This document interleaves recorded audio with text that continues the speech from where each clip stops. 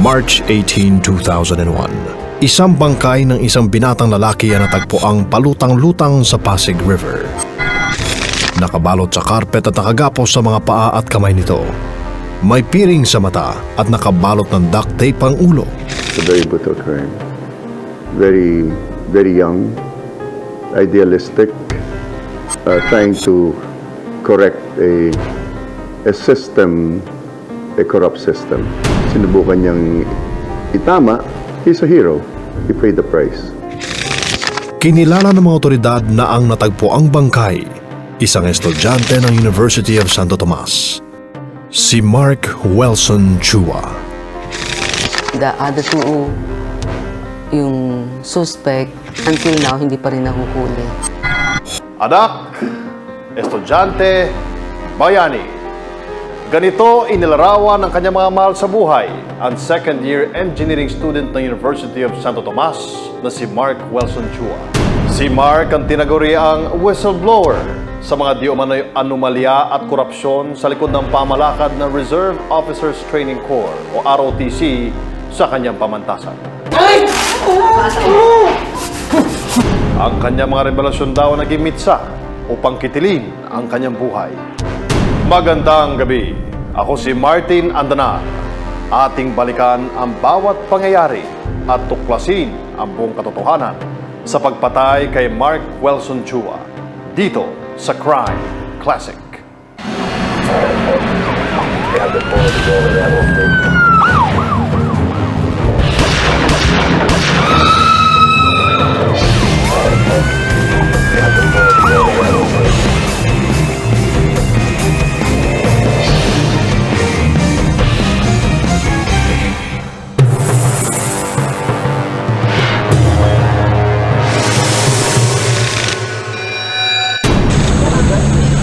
Ang ROTC o Reserve Officers Training Corps ay programa ng militar upang turuan, ihanda at hasain ang mga lalaking mag-aaral sa kolehiyo upang depensahan ng bansa laban sa maaaring mananakop o digmaan. Layunin nitong magturo ng disiplina at tapat na liderato. Ngunit, hindi ito ang nakita ni Mark Welson Chua, second-year engineering student sa UST. Lumiham daw si Mark sa Department of National Defense upang isumbong ang mga irregularidad ng ROTC sa kanilang universidad na naging daan para magsagawa ng investigasyon ng pamunuan ng UST ukol dito. Mas lalo pang pinag-usapan ang mga aligasyon ni Mark laban sa mga opisyal ng ROTC nang malathala ito sa school paper ng universidad na The Varsitarian. Pasadong grado ba? Isa-isa niyang isiniwalat ang dapat sana'y tuwid ng pamalakad na itinuturo sa ROTC. Ngunit ayon kay Mark, nababahiran daw ito ng baluktot na sistema. Ano bahala sa mga officer? Ibinugat din niya ang mga nagaganap na suhulan para makapasa sa ROTC at maging ang sunod-sunod na pananakit at hazing sa mga bagong miyembro ng ROTC. Una-una, ang impact niya sa ating lipunan yung talagang talamak yung korupsyon. They have to toe the line of corruption para lamang makuha yung kanilang kailangan para makapag-graduate. Kasi remember, ROTC is a prerequisite. Dahil sa expose ni Mark, pansamantalang natanggal ang ilang opisyal ng ROTC ng UST, kabilang ang commandant na si Demi Tejares. Pero pagkaraan lang ng ilang linggo, muling naibalik ang mga na-relieve na opisyal ng ROTC. Hindi raw naging masaya si Mark sa pagkakabalik ng mga opisyal sa pwesto, kaya't nagpatuloy daw ito sa pagtuliksa sa pamunuan ng ROTC. March 15, 2001, alas 7:30 ng gabi. Isang meeting daw ang ipinatawag ng mga opisyal ng ROTC sa kanilang opisina kasama ang kanilang mga kadete. Oh, ba't ngayong ka lang? Late ka na. Kanina pa ako nandito. Balik lang ng bahay, natulog ako. Oh siya, sige. Adjourn na tayo mga brad. Sige, mauna kami. May pag-usapan natin bukas ha. Mamaya, pupunta tayo kay Apari sa Officers Lounge. Sige, Nick. Patanggal mo si Major Tejares dito. Salamat. Kaya, dapat sa mga kamuda, patanggal mo. Habang sa commander's office naman, nauna na raw na ipinatawag si Mark upang siya'y kausapin ukol sa kanyang pagtuliksa sa ROTC ng UST. Ayon kay Franco Suelto, isa ring opisyal noon ng ROTC na nasa loob din ng opisina ng Department of Military Science and Tactics o DMST noon. Ilang sandali ang lumipas. Dalawa raw sa mga kasama nitong opisyal ang dumating at pumasok sa loob ng silid. Yan. Kilala mo ba yan? Si ba yan? Sumilip daw siya sa loob ng opisina upang tingnan ang nagaganap sa loob. Dito raw niya nakita si Mark kasama ang mga kasamaang opisyal. Sir, pasensya na po, kinakabahan po talaga ako. Ano po ba talagang gagawin niyo sa akin? Ayon sa ginawang investigasyon ni SPO1 Steve Casimiro, isa sa mga investigador na humawak ng kaso ni Mark, napangarap na raw kasi noon pa ni Mark na maging isa sa mga cadet officers ng UST ROTC. Kaya't nang ipatawag siya ng mga opisyal sa ROTC ng universidad, di ito nagdalawang isip na pumunta sa pag-aakalang dito na rin gagawin ang ilang pagsasanay na kinakailangan niyang pagdaanan para maging isang opisyal. Yun yung pagkaka-expose niya ng alleged anomaly ron sa ROTC na ikinatakot ng mga pinagbibintangan. Siguro, kasama na rin sa initiation, siguro. Isa yun siguro sa parte para maging matanggap silang opisyal ng ROTC. Oh, sir! Ano na naman to? Wala to, oh. Subalit, ang pangarap pa lang ito ni Mark, noong gabi rin yung pala, magwawakas. Sir, kinakabahan na po talaga ako eh. Ano po ba talaga itong gagawin niyo sa akin? Bigla raw itinali ang mga kamay at paa ni Mark gamit ang sintas ng combat shoes. Sir! Sa kaminalutan ng duct tape ang ulo nito. Teka lang! Sir! Sir! Sir, ano talagang gagawin niyo sa akin? Ay! Ay!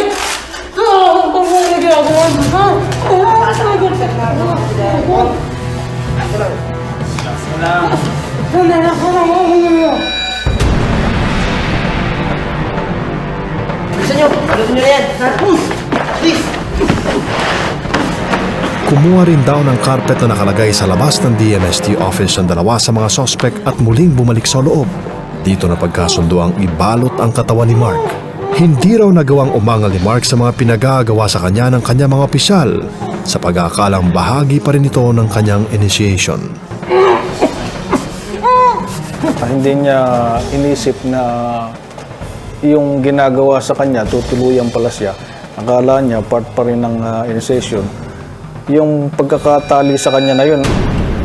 Inilabas daw si Mark mula sa officer's lounge na nakabalot sa carpet at may balot ng duct tape ang ulo.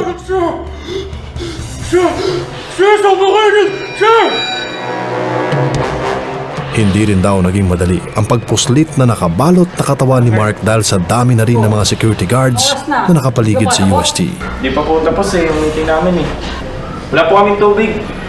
May tubig po ba sa athletes door?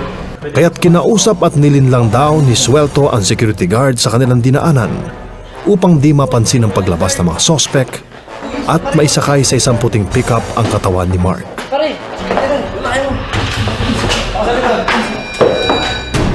Umikot daw ang mga sospek upang maghanap ng posibleng pagtatapunan ng katawan ni Mark.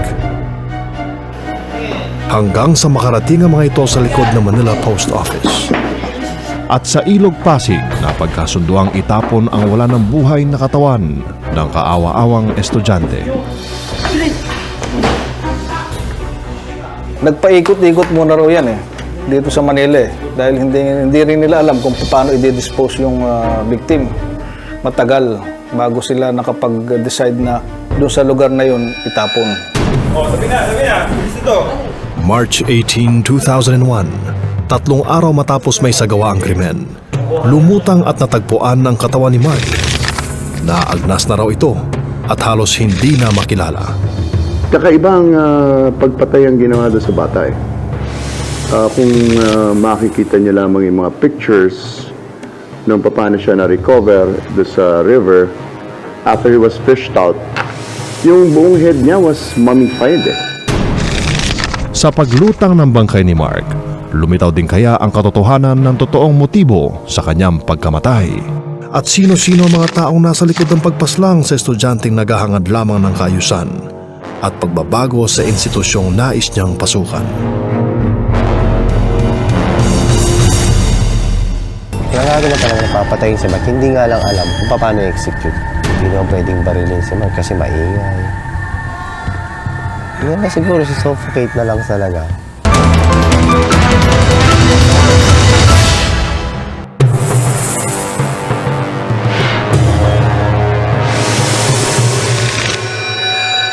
March 15, 2001, nang mapa sa kamay ng mga sospek si Mark, dumaan daw ito sa matinding pagpapahirap bago tuluyang patayin. Matapos ang 3 araw, natagpuan ang bangkay ng biktima na lumulutang sa Ilog Pasig. Ano ang lihim na naisikubli ng mga sospek na nauwi sa brutal na pagpatay kay Mark? Noong mga gabing nasa kamay ng mga opisyal ng ROTC si Mark, magdamag daw na hinihintay ng kanyang mga magulang ang kanyang pagdating. Ilang text messages din daw ang natanggap ng ama ni Mark mula sa anak para sa isang nakatakdang hapunan ng pamilya. Ang hindi nila alam, iyon na rin pala ang huling pagkakataong makakausap nila ang anak. Pag natutulog siya sa classmates niya, nagte-text naman eh. Nagsasabi naman. So, inisip ko nung baka nakalimutan lang or baka walang load. Hindi ko inisip na mangyayari yan. Bago raw napagdesisyonang itapon sa ilog ang katawan ni Mark, dinala raw ng mga sospek ang biktima sa Las Piñas sa isang bahay na inupahan ni Paul Tan, isa rin sa mga opisyal ni Mark sa ROTC. Dito na raw agad nakilala si Eduardo Tabrilla, isa sa mga pangunahing sospek at ROTC officer ni Mark na maaring hindi lang ng gabing iyon naisipan ng kanya mga kasamahang opisyal ang planong pagpatay kay Mark. At maaring may nauna na ang usapan sa pagitan ng mga ito. Ayon sa salaysay ni Eduardo Tabrilla, pagkadala nila kay Mark sa bahay sa Las Piñas, nagkaroon na sila ng pagtatalo kung sa papaanong paraan papatayin si Mark. Planado na talaga papatayin si Mark, hindi nga lang alam kung paano i-execute. Maraming nagsisweldo, maraming sinasabi. Hindi naman pwedeng barilin si Mark kasi maingay. Hindi na siguro, suffocate na lang talaga. Oh, sir! Ano na naman to? Wala to, oh. Sir, kasama ba talaga to sa... Ayon pa kay Tabrilla, gagawin ko? dito na rin daw nakalata ang biktima si Mark Wilson Chua na hindi na ito parte ng initiation rights sa kanya. Kaya agad daw itong nag-ingay at humingi ng saklolo. At dahil lumuwag na rin daw ang naunang tape na inilagay sa biktima dahil sa patuloy na pagsigaw ni Mark, tuluyang binalot ng duct tape ang buong mukha at ulo ni Mark. Dahilan para hindi ito makahinga at unti-unting mamatay. May niligay sa bibig niya at talagang binalot yung buong ulo niya. And kawawa yung bata dahil para siyang baboy na tinali pati mga kamay niya saka yung paa niya. Pero taliwas naman ito sa sinumpang salaysay ng mga kapwa-akusado na sina Franco Suelto at Eliseo Petargue.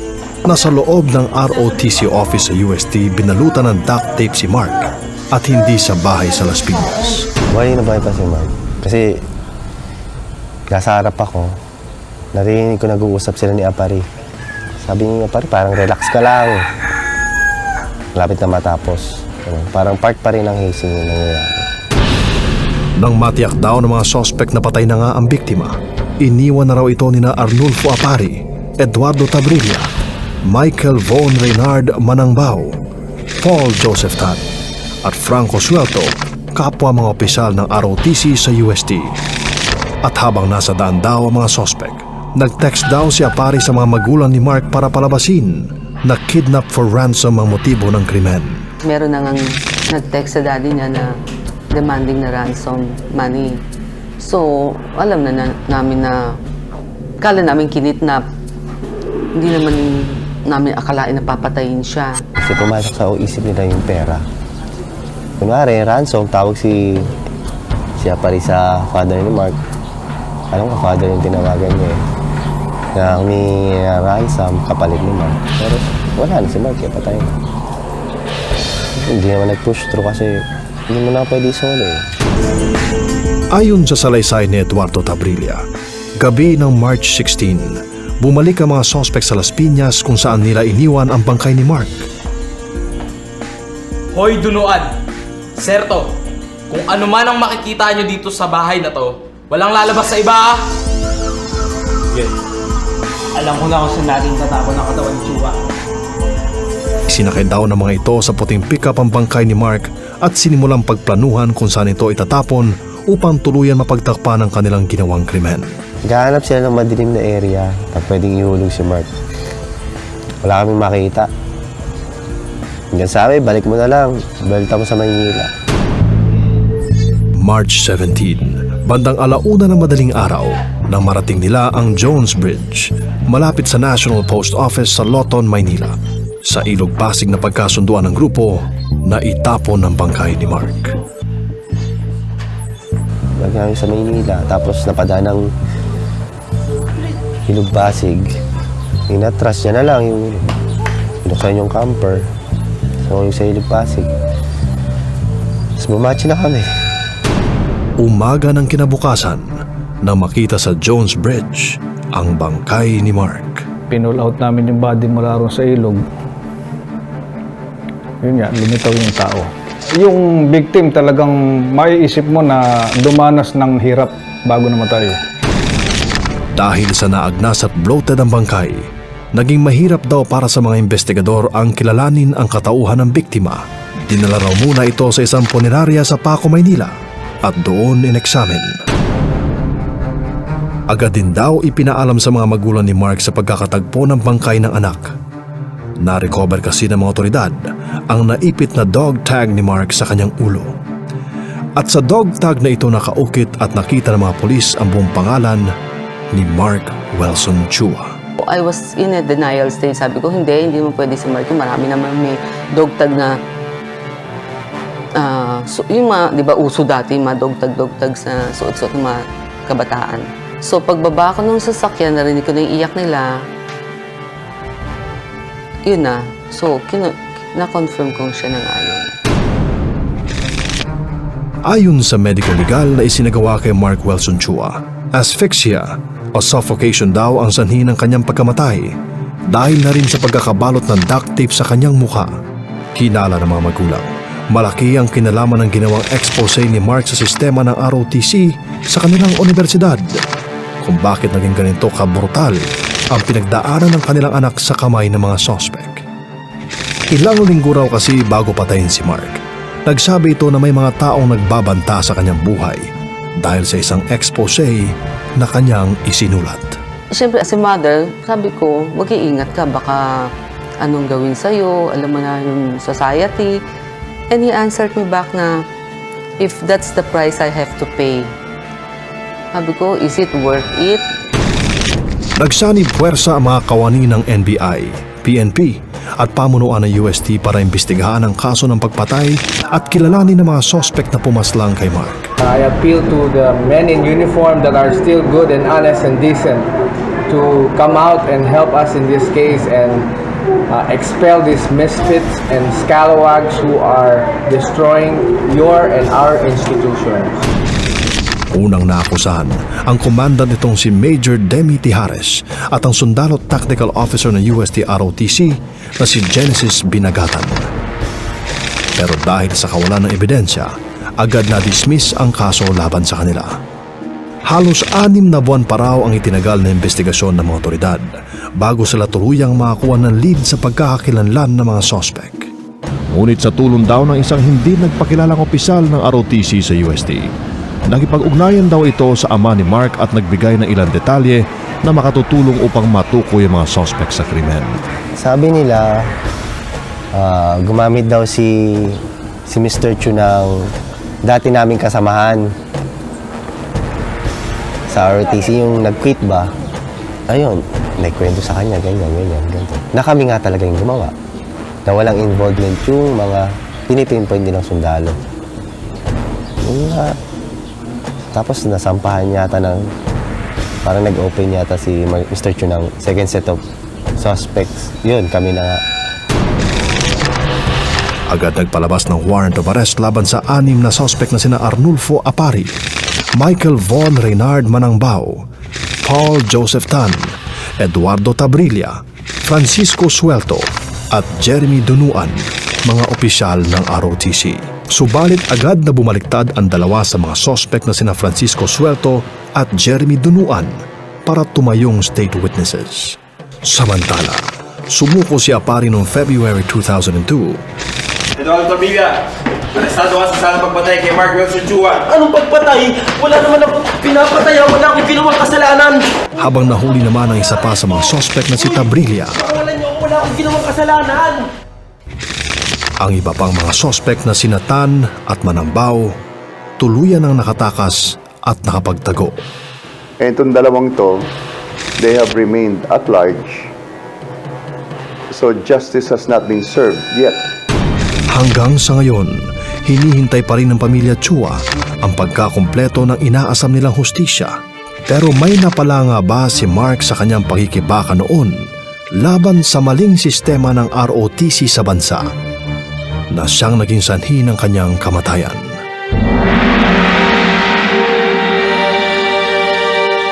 Yung father ni Mark, after the hearing, niyakap niya si Tabrilla.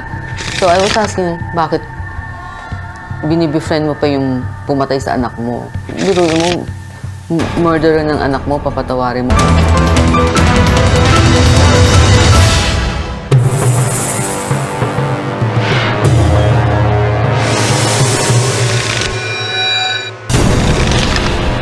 Sa karumal-dumal na sinapit ni Mark, naging palaisipan daw sa kanyang mga magulang ang mga taong posibleng nasa likod ng pagpatay sa kanilang anak.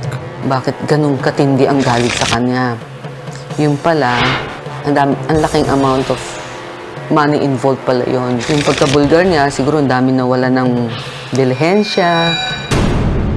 Kung susumahin mo lahat kasi kung ang nag-ROTC estudyante is 3,000, tapos 2,000 na lang ang pumapasok, yung nawawalang 1,000 nagiging pera. Diba napakalaking pera nun? Sir, may susumbong po ako sa inyo. Nababaliktad sa buong ROTC ng eskwela namin. Dahil sa pangyayari, naging sensational ang issue sa loob ng campus dahilan para imbestigahan ang pamunuan ng UST ROTC at matanggal pansamantala ang mga pangunahing na mamalakad dito sa pamumuno ng commandant nitong si Major Demi Tijares at mga cadet officers. Ito ang labis na ikinasama ng loob at ikinagalit ni Manambaw at Tan kay Mark. Dahilan para ito'y pagplanuhan nilang patayin. Pero at that time, narilib naman kami lahat napalitan lahat. Yun nga lang, hindi tatakbo ang ROTC na wala kami. Na-reinstate kami. Si Mark, ayaw tumigil. Nagpunta pa siya ng office, nag-interview pa siya para sa ganito ganyan. Gusto niya kasi baguhin yung system kaso hindi mo nga pwede baguhin yung system hanggat nasa labas ka, kailangan nasa loob ka. Sige, kung gusto mo ganyan, maging cadet officer ka. Yun ang naisip nilang paraan. Sinunggaban daw ni Mark ang hamon ng mga suspect na sumali at subukang maging isang ROTC officer. Sa kagustuhan na rin ito na mabago ang sistema ng ROTC. Ngunit wala siyang kaalam-alam na ang lahat pala ay isang patibong lamang. Hindi ako naniniwala na isang 17 at 20-year-old na mga estudyante ng UST, isang Catholic school na isang hindi naman isang magaling na eskwelahang Katoliko, may mga uusbong nalalabas sa mga ganyang klaseng demonyo na gagawa nito. Ayon kay Tony Calvento, ang kolumnistang masigasig na tumutok sa kasong ito, naging mahina raw ang ebidensya at walang testigong direktang nagtuturo sa mastermind sa pagpaslang kay Mark Wilson Chua. Kasi ang ating judicial system ay kailangan talagang ang importante testigo. We cannot go on speculation. We cannot just go on ang lakas ng pakiramdam ko na sila na yan. Kailangan talaga may positive identification. Hindi lamang preponderance of evidence, pero kailangan talaga beyond reasonable doubt. Noong March 2004, nahatulan si Arnulfo Apare Jr. ng bitay sa salang murder. Pero dahil suspended ang death penalty noon, naibaba ito sa habang buhay na pagkakabilanggo.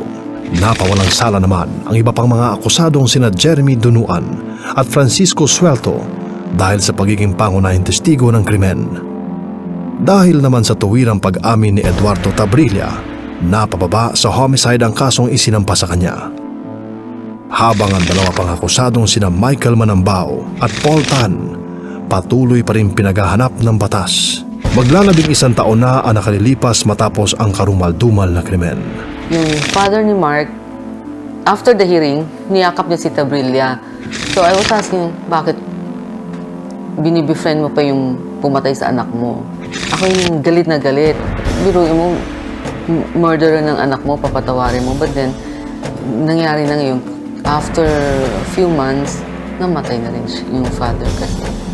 Yun siguro yun ang na-feel niya. Hindi ako makapaniwala na kaya ng tatay ni Mark yung gano'n. Kaya niyang sabihin sa akin yung, biruin mo, pinatay namin yung anak niya tapos ganun-ganun lang napatawad niya ako. Ang huling word sa akin ni Mr. Chu, Ed, ako nawalan ako ng buhay. Ikaw bibigyan kita ng panibagong buhay ngayon. Dahil sa pangyayaring ito, binasag ng Mark Wilson Chua murder case anong pang mainit na isyu tungkol sa tuluyang pag-abolish ng ROTC sa mga universidad at kolehiyo. Dito po ang abolish, patuloy na manawagan ng pag-abolish ng ROTC. Kota ba? Naging sunod-sunod ang pag-walkout ng mga kadete sa kanilang mga training kada linggo. Kaya naman nagbigay daan ito para pag-aralan at repasuhin ng batas tungkol sa programa ng ROTC. Kinalaunan, nagkaroon ng bagong mukha sa programa. At ang ating kongreso at ating mga mambabatas ay na-realize nila na siguro it's about time to put an end to this para mahinto ang corruption at an early age. In fact, si Mark he doesn't want ROTC to be abolished. Gusto niya yun, love niya yung ROTC, love niya yung military training, love niya yung military life. Gusto nga niya maging presidente ng Pilipinas noon eh. Mahal niya, gusto lang niya yung ma-reform, matanggal lang yung mga maling gawain sa ROTC, but he loved the ROTC.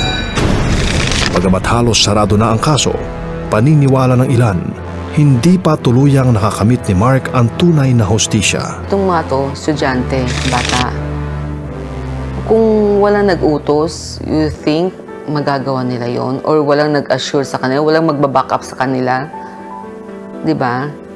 Marami pang dapat nanagot dyan. Ako yung naniniwala that there is still the divine justice na meron tayo na bandang huli, lahat ng ginawa mo ay pagbabayaran mo. Sa ginawang kabayanihan ni Mark, maraming kumilala sa kanyang ipinakitang tapang. Ginawaran siya ng iba't ibang mga posthumous awards at pagkilala mula sa University of Santo Tomas, mga organisasyon at maging sa Armed Forces of the Philippines.